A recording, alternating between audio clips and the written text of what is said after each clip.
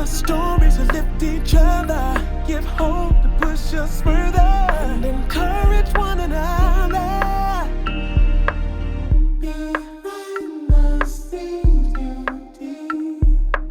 Anna Navarro is an Emmy-nominated Republican strategist and commentator.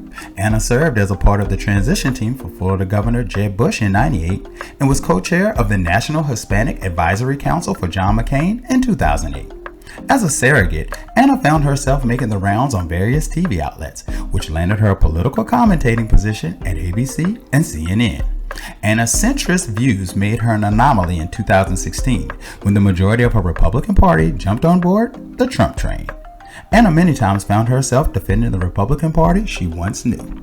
After many guest spots, Anna landed herself a full-time position on The View, where she became a beloved asset with candid humor and quick wit. This landed her a 2020 Emmy nomination for the show, along with the other ladies. Anna shows us that sometimes to stand up for what you believe is right, you may have to walk alone. And now I have with me the amazing Miss Anna Navarro. Hello, Anna.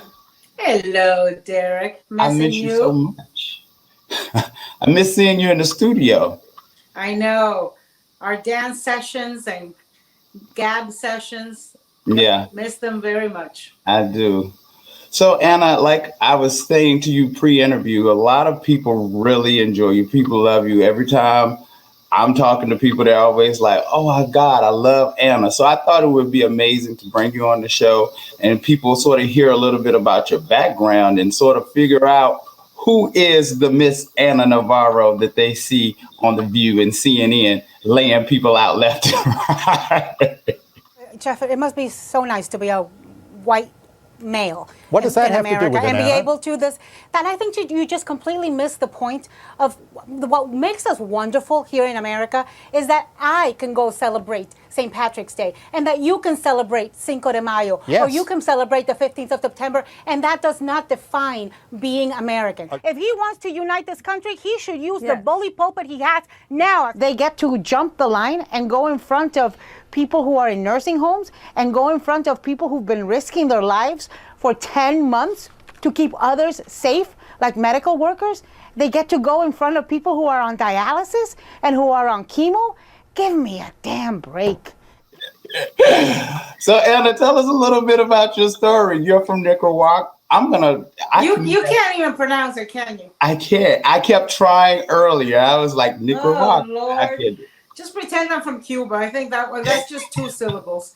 What can I tell you? I was born in Nicaragua. I came here when I was 8 years old, settled down in Miami. There was a civil war and revolution and political strife and violence in Nicaragua when I was growing up. And so I think that when you go through that, when you're a kid, you say to yourself, okay, either I want nothing to do with politics and I'm going to go, be a flower child or do embroidery or something, or you kind of realize that democracy matters, politics matters. You don't take those things for granted. You don't take participating in the system for granted, and you want to make a difference. And so I chose the latter. I live in Miami and this is where I've been for 41 years. In fact, I was thinking to myself today, so I'm going to have been here 41 years in September, which is almost, the same age as the building that just collapsed. So it's, and in the 40 years I've been in Miami, I can't, I've seen a lot of heartbreak in the community. Certainly after Hurricane Andrew, there was so much destruction of property, but there wasn't the destruction of life and just concentrated grief that we've seen in the last couple of days. But anyways, been here for 41 years and it's, seen Miami change tremendously, seen America change tremendously, seen the Republican Party change tremendously. Yeah. So tell us, okay, so you said you either become a flower child or you get into politics. What drew you to politics?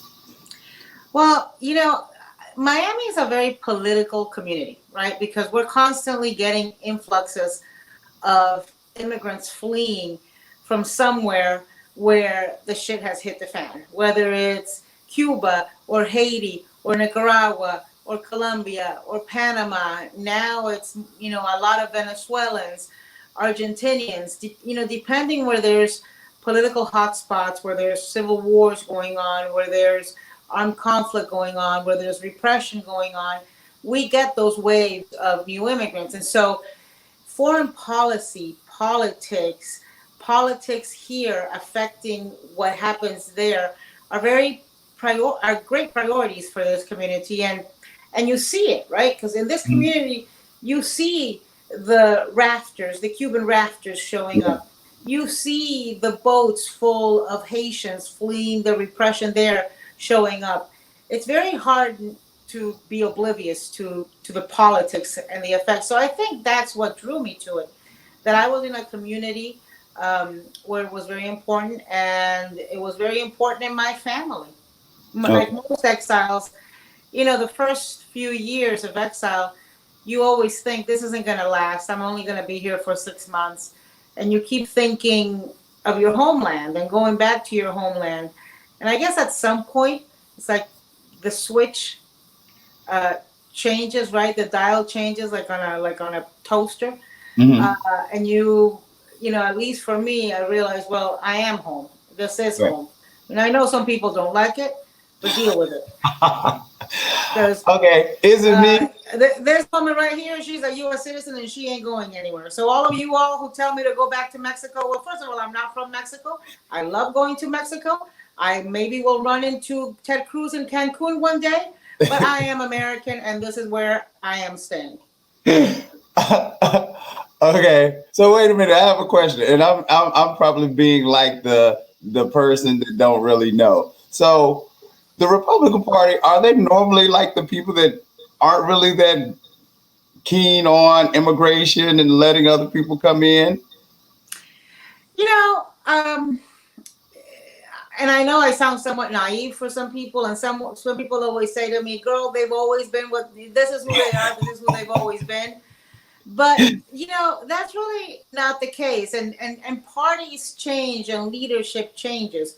Look, if what you know in the '60s, during the civil rights era, during you know in the 1860s, and also in the 1960s, Republicans were leading the efforts to you know on civil rights in the 1860s, and then they made a complete turnaround by the time the 1960s showed up, and you've seen a great deal of change within the Democratic Party as well.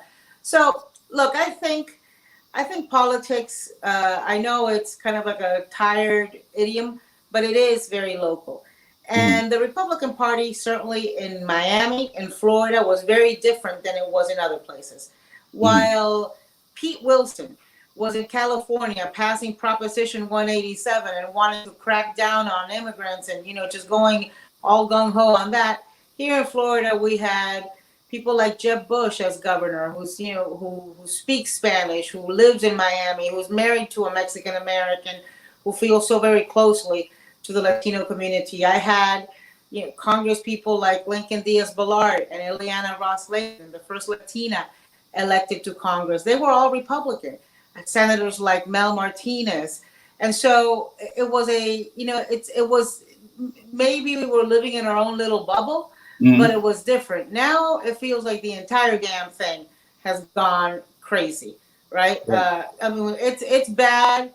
So before I felt like there were some inclusive, grow the tent, representative, welcoming to immigrants, welcoming to people from the southern border, across, from south of the border, in the Florida Republican Party. But now, so when the Florida Republican Party goes crazy, there's nothing left for the other 49 states. It's a wrap. It's a done deal. Right. So you talked about Jeb Bush. You worked with Jeb Bush during his governing transition. You also worked with John McCain. I didn't even realize, and I was doing my research, you also worked with John Huntsman as well. Is that correct? Wow, I did not know that. So you knew two of the co-hosts' father really well, huh? So yeah, okay, cool. So, what were some of your proudest moments in those administrations? Because I feel like we always hear the downside of Republican politics.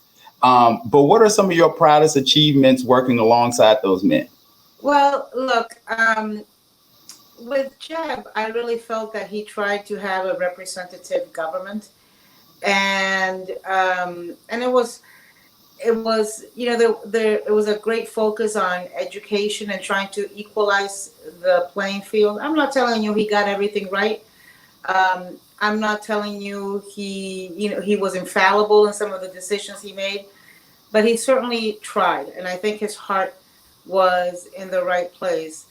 Um, John McCain was just a personal hero of mine. You know, he really lived what he preached about putting country first, country over party, and just the idea of having somebody who was a hero, who was the Republican nominee. At the same time, he was so grounded. He was so grateful to America. He was so grateful to the people who worked around him. He was so funny. He had the best sense of humor. Um, and if it's ironic, but I would tell you, I think the proudest moment of that campaign was when he lost, and he gave such a gracious acceptance speech, wishing President Obama well and recognizing the historical moment of President Obama's election. My friends, we have come to the end of a long journey. The American people have spoken, and they have spoken clearly.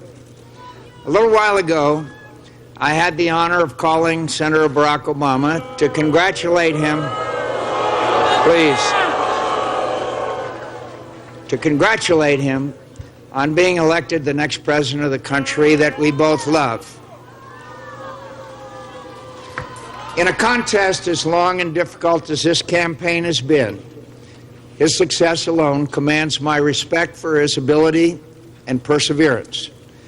But that he managed to do so by inspiring the hopes of so many millions of Americans who had once wrongly believed that they had little at stake or little influence in the election of an American president is something I deeply admire and commend him for achieving. Oh, wow. That's beautiful. It was if you haven't seen it, people should look it up on YouTube, because it was a very powerful acceptance speech on election night, accepting his defeat. And then you compare and contrast that to what's going on now, where Trump is still acting crazy and being crazy and whining and bitching about winning an election, which we all know he lost. I mean, even his kids know he lost, and he's still going on and on and on about this like a crazy person. And so, juxtapose that to what John McCain did, which showed such class and patriotism and respect of democracy in the process. Gotcha. Okay, so how does someone go from that position to now being a commentator? Like, who saw the talent in Anna Navarro and said, you know what, you'd be perfect for television? So when I was working in campaigns, at the local level, at the state level, at the federal level, I would do a lot of what's called surrogacy work, right? Where you are a surrogate for the campaign, and you go on radio and you go on TV, and you speak on behalf of the campaign. So I did a lot of that locally, statewide, and then federally with networks. And so after the campaigns ended, they kept calling, and they kept wanting to get me on the air. And I did it. Derek, there's people who pay money to publicists to get them on the air, thousands of dollars, to get them, on CNN for a few minutes talking about X, Y, or Z. And they kept calling, and I kept doing it for free for a while. And then one day I realized, this is taking a lot of time. Because you've got to prepare, you've got to drive to the place, you've got to stay there, you've got to, get hair and makeup, you've got to know what you're talking about, you've got to actually do the hit. I mean, it was time consuming, and it was happening more and more. And then one day it occurred to me, you know what? You really need to ask for money. You need to ask them to hire you. And to my shock, they did. And I think for me, that's What a was your lesson. first network you worked with? Because oftentimes you don't know what you're worth, and I think particularly for women, particularly for people of color, sometimes it's difficult to ask for what we're worth and to ask for money, because and let me just tell you, regardless of who you are or what color you are, what gender you are, people will try to squeeze every damn free drop out of you that they can. Yes, they And will. so you've got to, you got to be your own advocate, and you got to ask for what you think you're worth. And so CNN hired me. That was, 2012. So almost 10 years ago. Oh, wow. So what was your first experience? Were you nervous because you had been doing enough surrogacy work and stuff, or like, but when you first do CNN, are you feeling like a fish out of water? Because you've been doing it locally, but now you're on the big stage, you're on the national platform. What is going through your head your first time going on? Oh, hell, I'm thinking. Do you even remember who you had I'm to thinking, speak against? is this camera gonna catch me from the backside and show my big fat butt? How many rolls of fat are gonna show from the back? No, I had been doing it for a long enough time. I don't get nervous. I try to prepare as much as possible, and I think there's a correlation between being prepared and not being prepared. I'll tell you what makes me nervous. Like when I'm on The View and I have to talk about things I know nothing about, right? Like today we talked about, what was Mumford and Sons. Mumford and Sons. I kid you not, I thought it was a reunion of Sanford and Sons. I have no idea who Mumford and Sons were. I'm thinking to myself, wait, the people from Sanford and Sons like this right wing? Wait, what? And then I read and I see that there's this guy named Winston Marshall, and my head, because my head was in Sanford and Son, my head reads Winston Marsalis.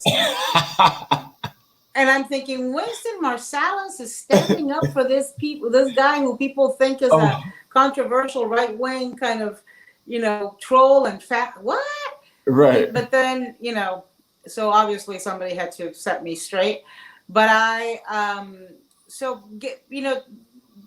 and I've become more comfortable with it. I think part of it was 2016. Because look, here's what happens. When you're a political hack, when you're a political operative, it's your friends who are running for office. It's your friends who are running those campaigns.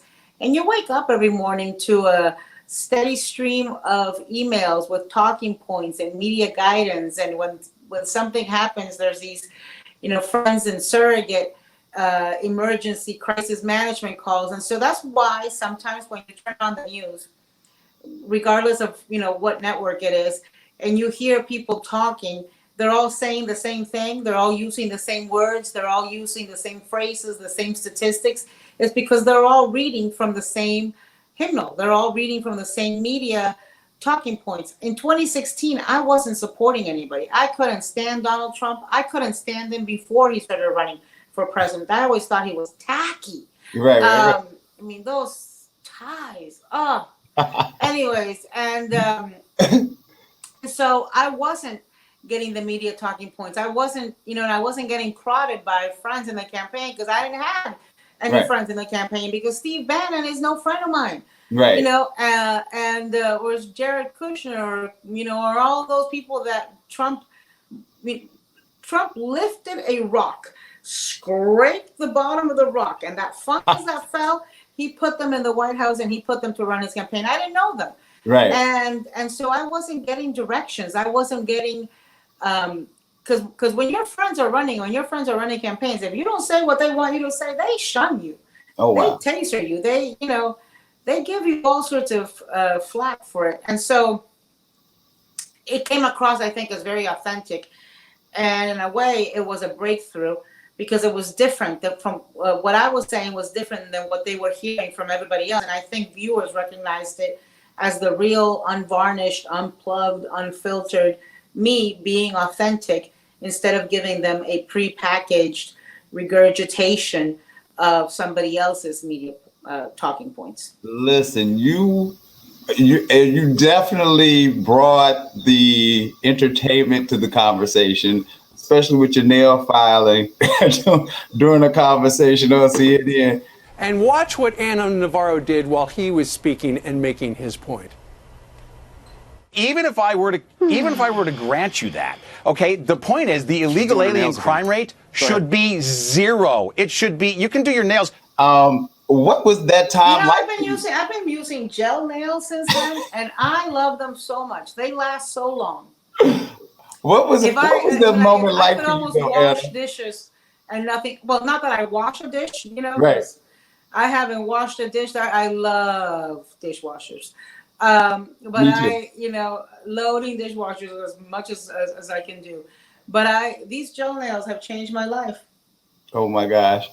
So what was that time like for you though? Like the whole landscape is changing and now people that you could have general conversations with about who you were voting for or who you were representing is now becoming arguments and battles. How was that moment in 2016 for you? Like, did you feel stressed? Did you feel like you were in an alternate universe? It's kind of funny, ironic. I never argue with people. I never, like, unless I'm getting paid, I'm not going to argue politics with you. I've got so many other aspects of my life that I want to talk about.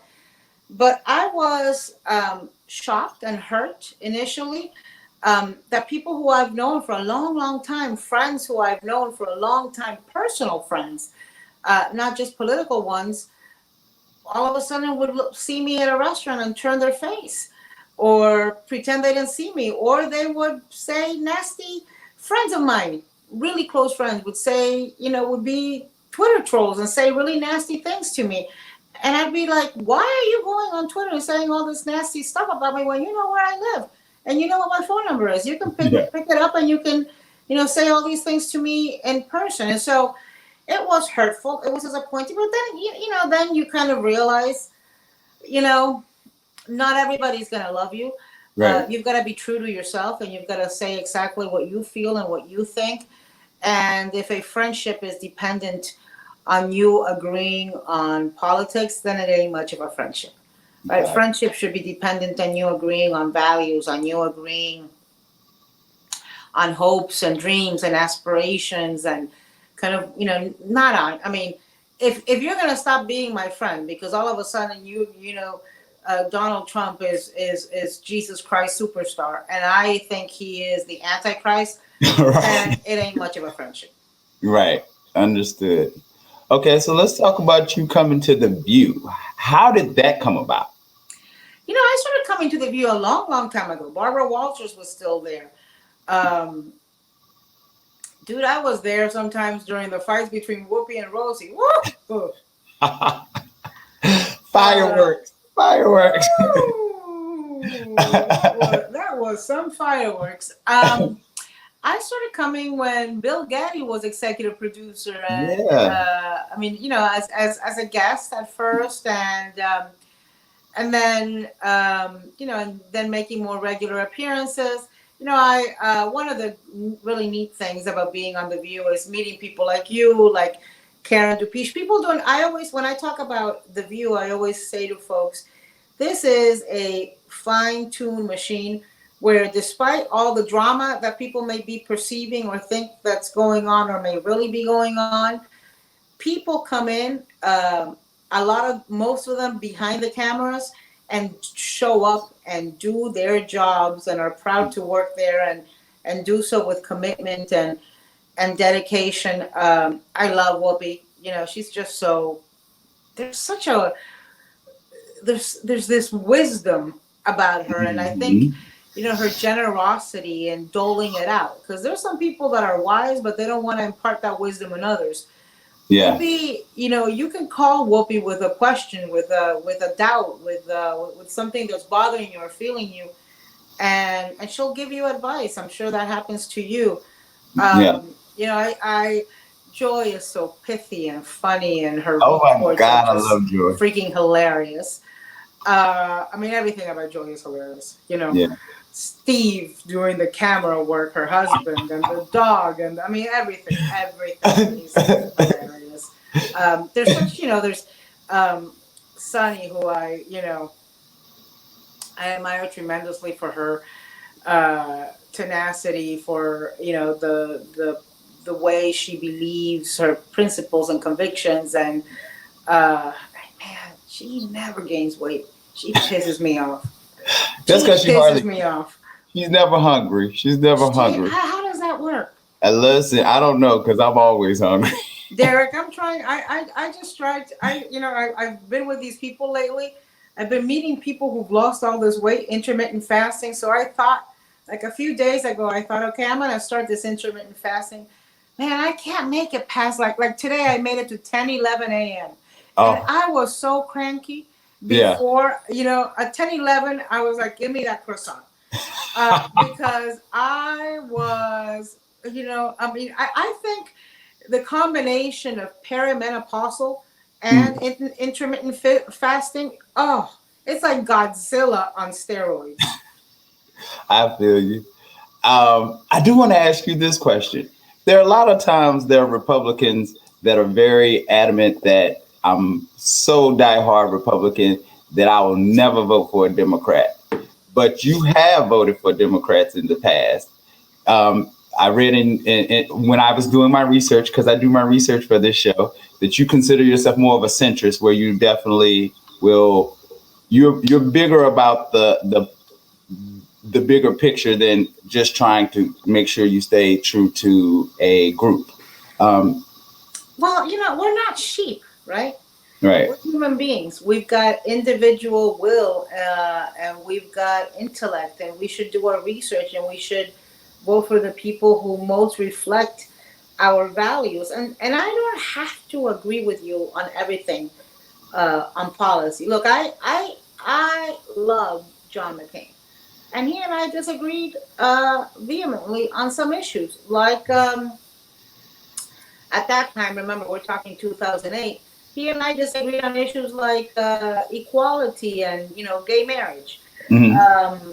He and I had a huge disagreement over Sonia Sotomayor. He voted against her, and I loved him, but it didn't matter. It didn't matter that we had ideological or policy disagreements or disagreements on some votes that he took, because his heart was in the right place. I had huge disagreements with Jeb Bush, who I also adored. Do you remember that Terry Schiavo case of the woman who was in a coma and he kept her alive and alive and alive? I disagreed with the way that was carried out, but I didn't doubt that they were decent. Huge disagreements with George W. Bush on foreign policy issues, but I did not doubt that they were decent people who loved their country and wanted to serve and wanted to do the best. So when you know that both people running are fairly decent, you can focus on policy issues and your policy disagreements. Like if you've got, a John McCain running against a Barack Obama, you can focus on things like that. But when you've got somebody who I think is narcissist, corrupt, and just dark-hearted, evil-hearted, morally bankrupt, all about personal benefit, like Trump, policy doesn't even matter. I mean, policy doesn't even matter because you just don't want somebody like that in the Oval Office representing your country. And so that's where I stand. And then it kind of all emanates for a long time in my life. I voted Republican from top to bottom.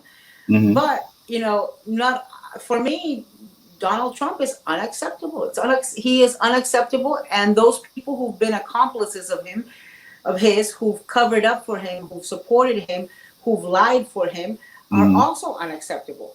So if you're Marco Rubio, who he's called this little-handed, sweaty little boy, and you're sucking up to him, I have a problem with that. I have a problem supporting that. And so it basically stems from there. I think there are some, and I'll tell you, there's also some Democrats who I'd have a very hard time supporting, who are way to the left of me. But if the choice is between a decent Democrat who's way, way, way to the left of me and Donald Trump, I mean, I literally will It's vote got to be for the a Democrat. silk orchid, or a silk plant. I got you. I got you. Okay, so I only have like two more questions. Um, uh, my next question is: so you talked about some things that are really important to you. What is like some platforms that are really important to you? What are some policy things that really catch your eye that really matters to you? Uh, Foreign policy towards Latin America matters a lot to me. The immigration issue matters tremendously to me because I've lived it. I've been an immigrant. I know what that experience is like. I know how hard it is to leave your country, and it's not something that most people do lightly.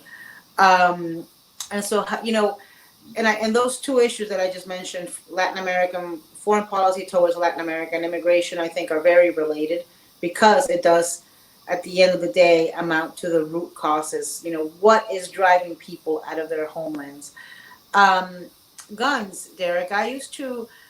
For many years, I thought the gun issue is not my issue. There's other people who know much more about it, who are experts on guns, who are experts on this, who are experts on that. I barely know how to operate a glue gun. And then, and I've talked about this publicly before. Then my cousin, Jerry Wright, my cousin Maria Jose, MJ Wright, her son Jerry was killed at Pulse, and 5 years ago. And then Parkland happened. It's 30 minutes from where I live. I know of people whose children were killed and whose children went there. The mass shooting in Las Vegas, I knew somebody whose nephew was killed there. And so you have to ask yourself, what is it going to take for me to think of it as my issue? People are getting killed in supermarkets and in movie theaters and in churches and at Walmart. I mean, these are places that we all go to. So if you think that this issue is not something that affects me, I don't know what planet you're on. And so I've changed my mind on that, and it is my issue very much so these days. And I think we need common sense gun reform, and we need all sorts of reforms to address the issue. I think it's not, I think we need to focus on guns and gun reform, but we also need to focus on mental health. We need to focus on enforcing the laws that are already on the book. We need, there's so many different aspects to it. So that's another one that I care about. And another one that I didn't think was my issue that has now become my more of something I care more about is climate change. And part of that is just, living in Miami in a coastal community and seeing the sea rise. I mean, this shit is real. Yeah. And I know how to swim, but Yeah. it's worrisome. It's worrisome. Gotcha.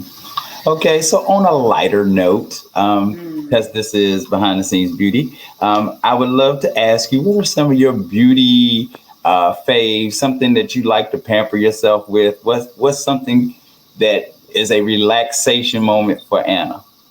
I take baths all the damn time. I love baths. I have a decadent bathtub, and I, do lavender bubble baths literally daily. I love baths. I love fake eyelashes. Really? Oh God, I love fake eyelashes. Are you a strip or an extension girl? Am I what? A strip or an extension girl? Do you like to go get the extensions, or you just like to put on? No, that one by one stuff. The extensions I don't like because they don't last that long, and you have to really take care of them. I'm okay taking them off and putting them on every day. And I don't know how to put them on. Every time I try to put them on, I wind up with them like vertical on my forehead. What else do I like? I like hair color. I don't want to ever have a natural hair color. I don't even remember what my natural hair color is. Right now, it's probably, white. Or it is white. I know so. Listen, mine too. You know what I love? I What? love laser hair removal. Oh, Oh, I love not having to shave your legs because you've lasered the shit out of them. There ain't nothing growing on there. I think that's terrific. So those are kind of the things. How about you? What are some of your favorites? oh my gosh. I do love a good massage. I find it hard though to find somebody that does the right amount of pressure. I do like a good facial. I like a good teeth cleaning. Oh God, no! That's so. Ooh. I know, but your mouth just feels so much better afterwards. But I know it does feel better afterwards. But every time I see that little pick thing that they oh and the sound of it too, yeah. oh, And I'm a mask person. Like I've become really big on my skincare. So I definitely I do a mask. I did a mask right before I came on here.